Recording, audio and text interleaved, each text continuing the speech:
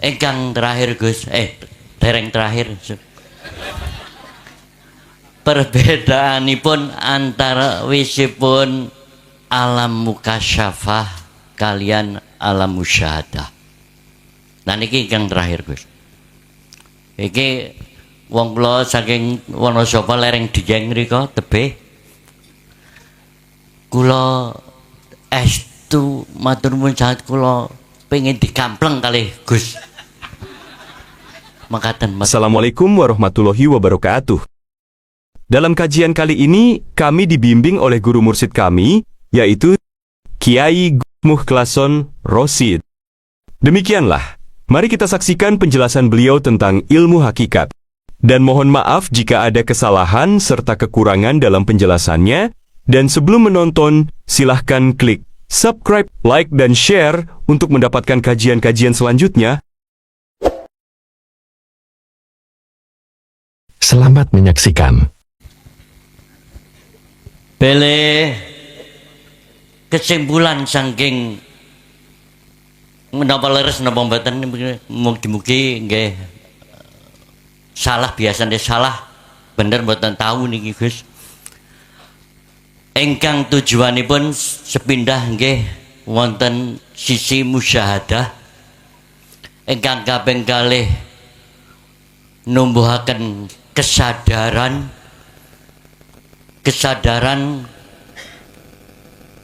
ngilangaken kemelekatan keagungan diri. Ingkang kaping 3 kados pundi supados saged kundur kanthi wilujeng dhateng Allah. Ingkang terakhir Gus, dereng terakhir. Perbedaanipun antara wisipun alam mukasyafah kalian alam musyahadah. Nah niki ingkang terakhir Gus. Iki wong kula saking Wonosobo lereng Dieng mriko tebih. Kula estu matur nuwun sanget kula pengen dikampleng kalih Gus. Makaten matur nuwun Gus. Pangapunten.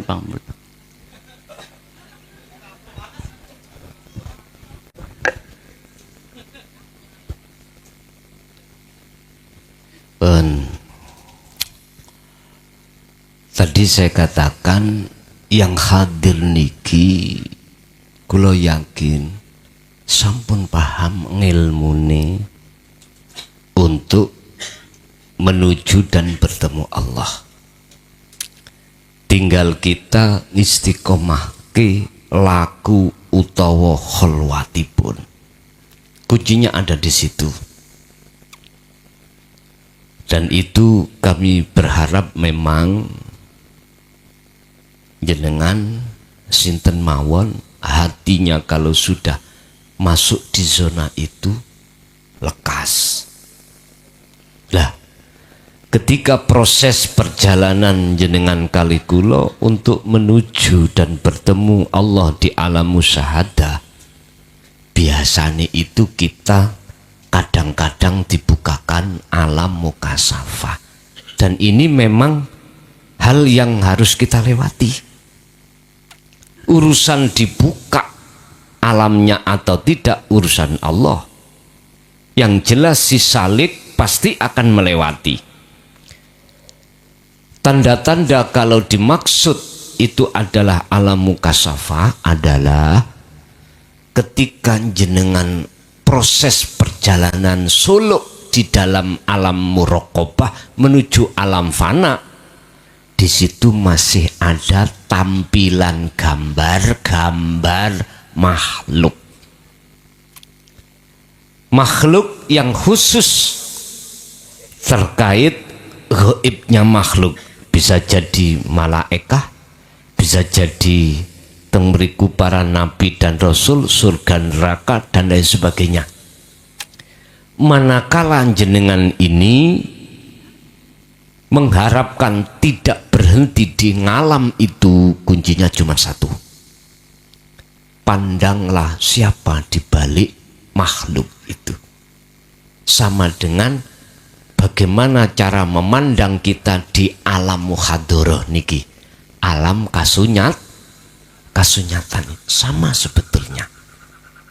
Biar wujudnya makhluk di alam mukhadoroh atau alam mukasafah tidak menghalangi hati kita terhadap wujudnya Allah, kuncinya cuma satu.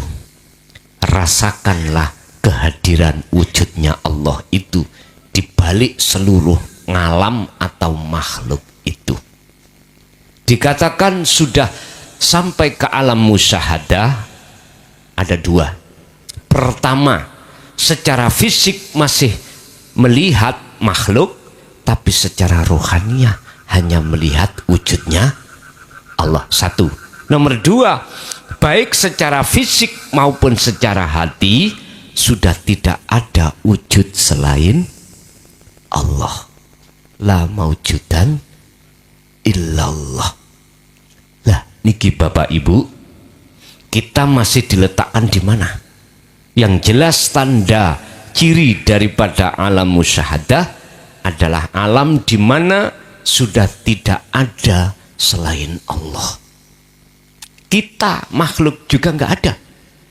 Tinggal kita diletakkan Allah di khos opo khawasul khawas. Kalau khos, mohon maaf, dohir batin iki sudah tidak ada muncul wujud makhluk. Khawasul khawas, dohir tetap muncul makhluk dipandang dengan mata dohir, tapi batin hanya muncul wujud Allah dipandang mata apa? Inilah kesempurnaan makrifat ada di sini. Kesempurnaan makrifat itu ada di sini. Apa? Hablum minan nas juga hablum minallah. Ibarat saya menanam biji kacang, proses pertama hanya bijinya, kulitnya tidak saya tanam. Lama kelamaan waktu yang sudah Allah tentukan akan muncul pohon kacang. Setelah detik-detik munculnya pohon kacang, maka biji yang aku tanam hilang. Seiring berjalannya waktu yang sudah Allah tentukan, biji itu nanti akan muncul juga dibungkus oleh kulitnya yang baru. Artinya apa, Pak? Hukum hakikat makrifat mulai zaman Nabi Adam sampai Nabi Muhammad, perilaku teladan atau risalah tauhid nggak pernah berubah. Tapi hukum syariat selalu berubah. Syariat zaman Nabi Adam dengan Nabi Muhammad juga nggak sama. Tapi tauhidnya, hakikatnya tidak pernah berubah. Sekarang zaman Nabi Muhammad pun sampai zaman sekarang berubah. Muncullah madhab Syafi'i, madhab Maliki, Hanafi, Hambali, ataupun madhab yang lain. Contoh sederhana sekarang, zaman Rasulullah syariati ketika beliau ke Mekah selalu naik onta atau kuda. Kita sekarang, zaman sekarang pesawat. Loh, syariati beda. Hakikate tauhide tidak pernah berubah. Kalau jenengan misalkan ya fanatik dengan syariat Rasulullah, ya jenengan jangan numpak sepeda, kemana-mana numpak onta, ke pasar numpak onta, atau keledai, berangkat haji ya numpak. Aku kadang kan ada orang kalau tidak asli syariat yang pernah dilakukan Rasul, aku nggak mau, saya harus sama. Kanjeng Nabi nek dahar gak tahu sendokan, tak delok sampean sendok piringnya yang ngono, piring beling. Nek jenengan pingin murni syariat Rasul, ya nyun sewu, nggak berubah, ngapunten kang kata, ya jok gawe omah gedhong ngeten iki. Artinya apa, Pak? Syariat itu seiring pergantian zaman pasti berubah. Yang terpenting adalah hakikat rohaniah sampean, tauhid nggak pernah berubah. Silakan berubah kulit, tapi isi tidak pernah berubah. Monggo. Perubahannya kulit karena seiring berubahnya zaman. Sekarang gini, mazhab Imam Syafi'i ketika kita tawaf, nggak boleh Pak, batal nih, nggak boleh. Ngandung hadas kecil nggak boleh. Coba terapko sekarang sana, bisa? Nggak bisa. Senggolan nambah wong wedok, kadang ngentut apalagi sing kelepe wis bocor. Kait sak puteran metu ya sampak. Mboten mari-mari sampean. Kita harus pindah mazhab Maliki. Enggak apa-apa. Tawaf tidak mengandung hadas kecil, mengandung hadas kecil enggak apa-apa. Kita ojo ojo fanatik nemen-nemen lah rek. Ngoten lho maksud kula. Artinya wong kulit itu beda-beda. Rapopo. Cara beribadah sampean iku ngadep kemana? Monggo. Umat Islam nyembah Ka'bah, watu kotak papat, silahkan iku syariate memangi. Orang Hindu ngadep opo gunung, ya beda. Yes gak apa-apa iku kulite. Sing penting ruhaniah jenengan derek Rasulullah.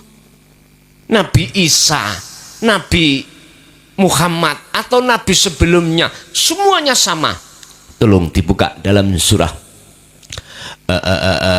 Al-Anbiya ayat 25. Wa ma arsalna min qablika mir rasulin illa nuhi ilaihi annahu la ilaha illa ana fa'budun. Muhammad, kata Allah dalam Gusti, aku ya ora tahu, tidak pernah ngutus utusanku sebelum awakmu termasuk Isa lan sak piturute iku kecuali wajib nggawa wahyu intiku putih ya tauhid la ilaha illa ana. Artinya jabarkan di tengah-tengah umat biar apa fa'budun, nyembahnya terhadapku iku betul. Disampaikan Pak Rasulullah.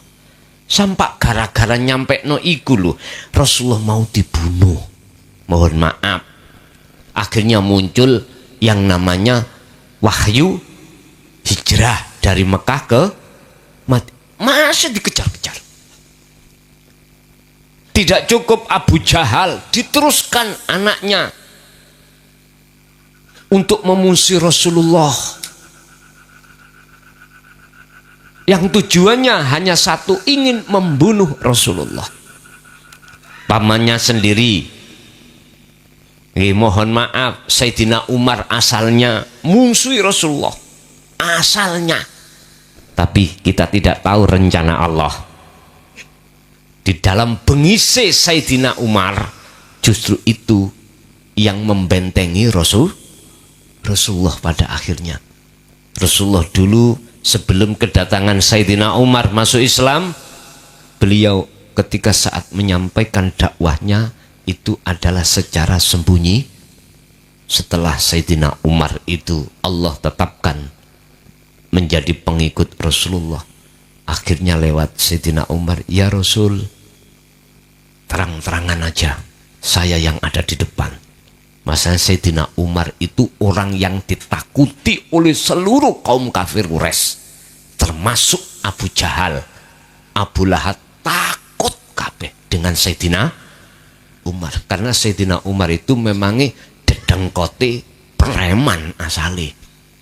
Orang aja kalau beliau sore-sore keluar rumah, wah podo ditutupi kabeh omahe, mlebu kabeh, termasuk Abu Jahal. Wedi. Beda nek sampean kali kula liwat, bener ditutupi, mergae tahu sampean tahu gendeng. Ngono. Beda Sayyidina Umar. Lah itulah rencana Allah yang kita tidak tahu. Artinya apa Pak? Nyun sewu. Sak bengis-bengisi orang, sak gak suka-sukanya orang terhadap dinut tauhid, jangan disalahkan. Siapa tahu beliau sebelum meninggal sudah bertobat.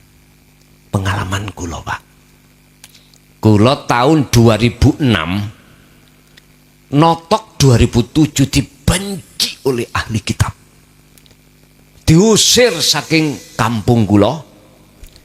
Bahkan notok ke 2010 saya sampai dimasukkan penjara kena 3 tahun. Tapi orang-orang seperti itu awalnya memang benci. Tapi kita tidak tahu ternyata beliau bertobat sebelum kematiannya datang. Akhirnya apa? Keluar saya dari penjara, beliau bertobat, akhirnya mengikuti dino tauhid iki. Akhirnya sampai detik niki kula didadekno Pak Kades.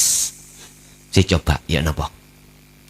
Beliau getol-getolnya membenci dan tidak boleh saya ada di situ. Boleh tapi tidak boleh ngaji babakan tauhid. Saya coba jenengan.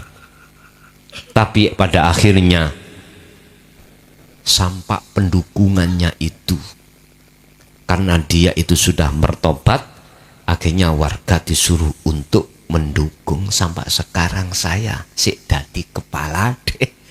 Lu coba, saya sudah 22 periode.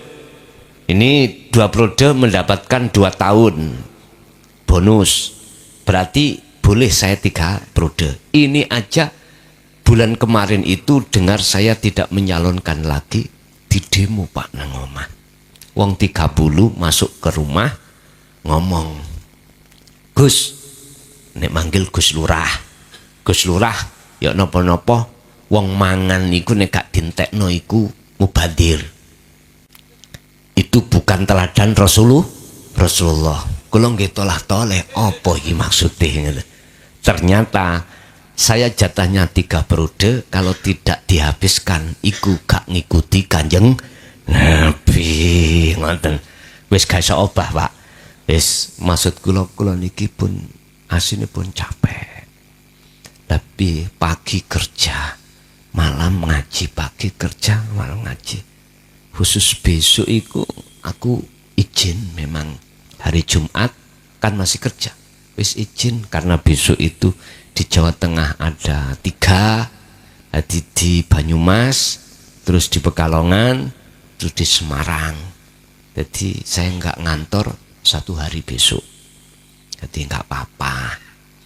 Jadi yang penting izin, karena memang biar gak terlalu capek. Biasanya mboten kula masih jauh nggih pulang, besok berangkat lagi kerja gitu.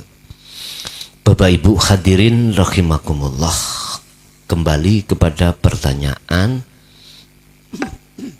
perbedaan antara alam mukasyafah dengan alam musyahadah. Itulah tadi, kalau mukasyafah berarti masih tampil wujudnya makhluk, baik gaib maupun orang. Kalau orang gaib kasunyatan berarti muhadharah. Kalau alam mukasyafah gaib makhluk. Tapi musyahadah yang muncul itu wujudnya Allah, wujudnya makhluk sudah tiada. Terus bagaimana caranya untuk sampai lekas di situ? Kuncinya cuma 1. Kanjeng Nabi sampun kasih teladan, laqad kana lakum fi Rasulillahi uswatun hasanah. Berupa apa? Liman kana yarjullaha wal yaumal akhirah wa dzakarallaha katsiran. Kuncinya bisa masuk ke alam tersebut untuk bertemu Allah, wa dzakarallaha katsiran. Perbanyaklah berzikir. Nggih. Kasih wonten. Oh nyuwun dikampleng. Monggo. Punten mriku mawon. Ilahi anta maksud. Nggih. Kula mboten ngampleng fisik sampean lho ya. Kula ngampleng nafsu sing beling ning ati sampean sing ngajak-ngajak lali dateng Gusti. Tapi ketahuilah, kamplengan masih ping 1000 gak ono gunane nek lamun tidak disertai mikir. Jam 12. Terus pundi cukup? Monggo kita tutup sarana doa. Semoga apa yang diberikan Allah ilmu pada kesempatan malam hari ini estu jadi ilmu ingkang manfaah barokah fitini wa dunya wal akhirah. Lahumul Fatihah.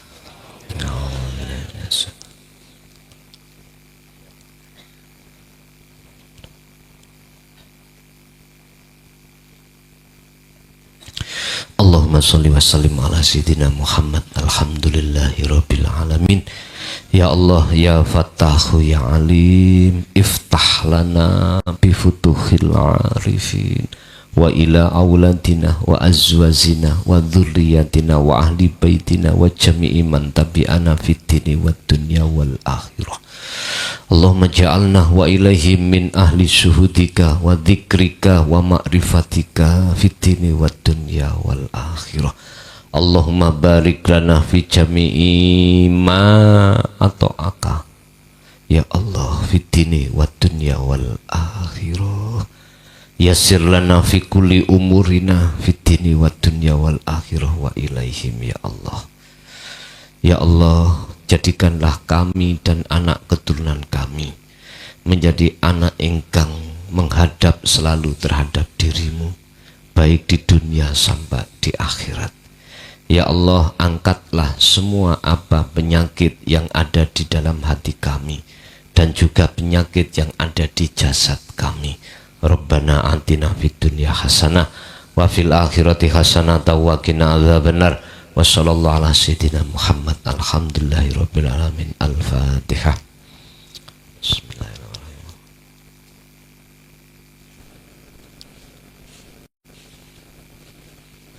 Akhirul kalam. Assalamualaikum warahmatullahi wabarakatuh. Demikianlah kajian tausiah dari beliau. Semoga bermanfaat bagi kita semua. Wassalamualaikum warahmatullahi wabarakatuh.